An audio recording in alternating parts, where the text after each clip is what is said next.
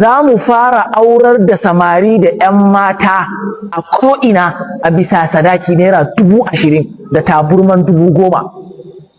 Insha Allah ta'ala wannan ita ce kudirinmu, kuma insha Allah sai mun haƙƙaƙa ta, sai mun za mu aurar da samari da 'yan mata sama da 5,000 da izinin Allah. Hakan kuskure ne?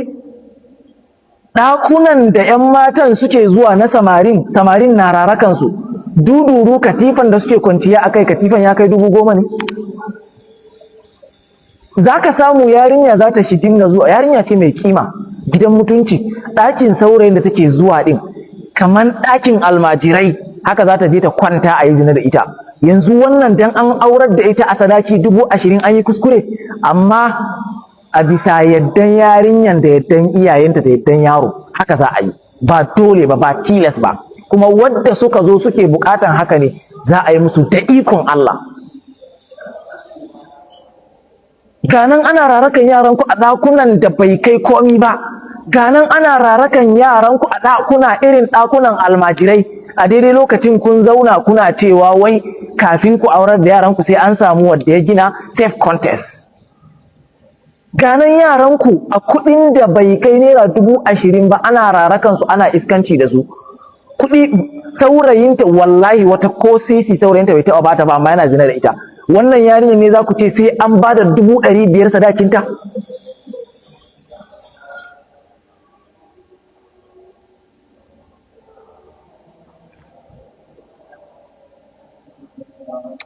To iyaye ku aurar da yaranku, ba ku san halin da yaranku suke ciki ba.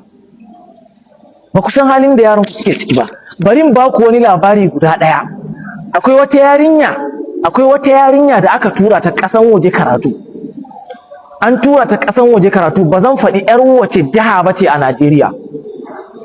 Wallahi yarinyar nan ina zaune da daddare sai ta min message. Kun san halin da ta faɗa ciki?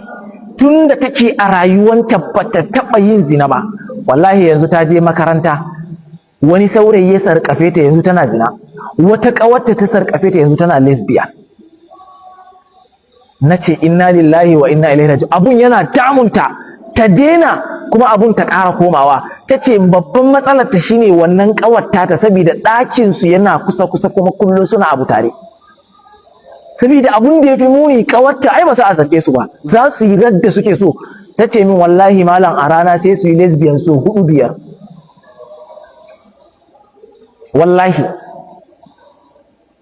na ce mata to kin san me, kina dawowa hutu tunda babanki yana da kuɗi alhamdulillah, ki nemi yayi miki aure duk yadda za a yi. Tace kai, tace min malam yadda iyayena suka kashe min kuɗin nan, ai babu maganar aure yanzu, sai dai in na fara samun kuɗi na fara aiki. Yanzu ba har sai ta gama makaranta ta fara aiki wai kan ta yi aure. Iyaye ku cire wa kanku ka'idodin cewa wai kafin yarku ta yi aure sai ta yi wani abu.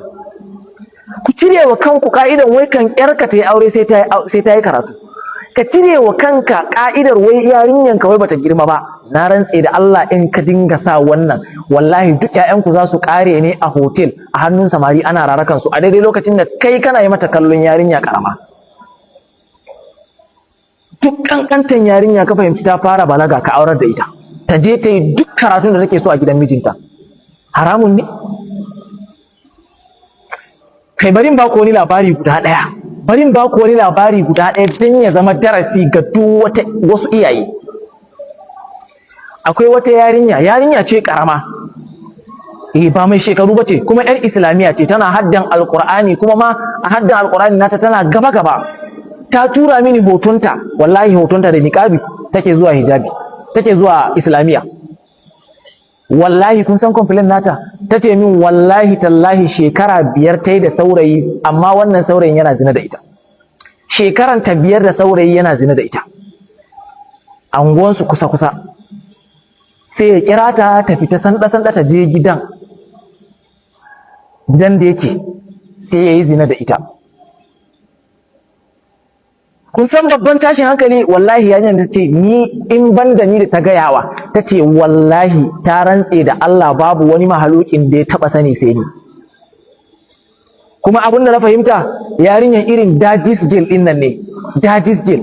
Dan akwai wata rana tana so ta kira ni, to na zo mai da mata call, da na kira ta sai ta kashe, ta ce min suna cin abinci da babansu. Dadis girl, yaran nan yan gatan mama, yan gatan iyayensu, yan gatan baba yana jan su jiki. To amma yarinyar nan ta yi shekara 5, saurayi yana rarakanta. Kai ko bari ku ci abun haushin, na rantse muku da Allah yarinyar nan, kun san abin da ke ba ta takaici ma?